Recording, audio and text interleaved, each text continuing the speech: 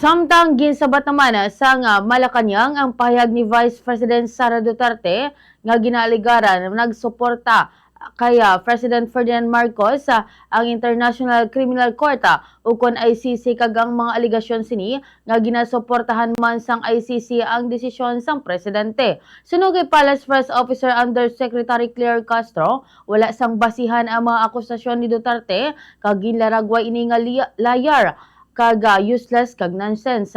Nagugat ang reaksyon sang palasyo matapos nga gintawag ni Vice President Duterte nga traidor si President Ferdinand Marcos Jr. kaupod si Anay Senador Antonio Trillanes IV. Sa subong, wala pa sanduga nga sa batang kampo ni Vice President Duterte may kaantanan sa nasambit man nga pahayag sang Malacanang. Yari bala pamatingan tan tanging kabahin sang payag ni Palace Press Officer Undersecretary Claire Castro.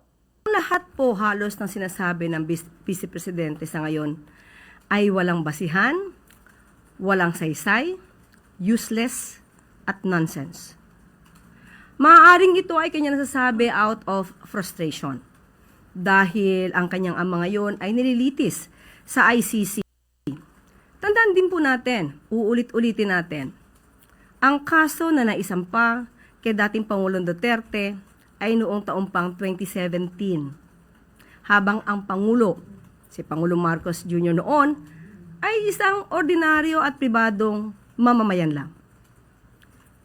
Hindi ito kasalanan ni Pangulong Marcos Jr. Tumutupad lang ang Pangulo sa batas.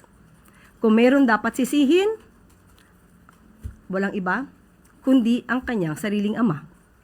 Dahil sa mga pag-amin nito, na siya mismo ay pumatay at nagpapatay. Kasama ang ibang mga co-perpetrators. Malamang ay ikanalulungkot lamang niya dahil ang ICC ay isang impartial court.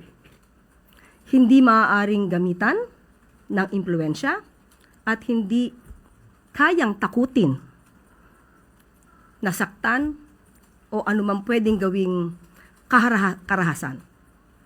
So, muli, ang mga sinabi po ni Vice Presidente ay pawang walang katotohanan, useless, baseless, nonsense.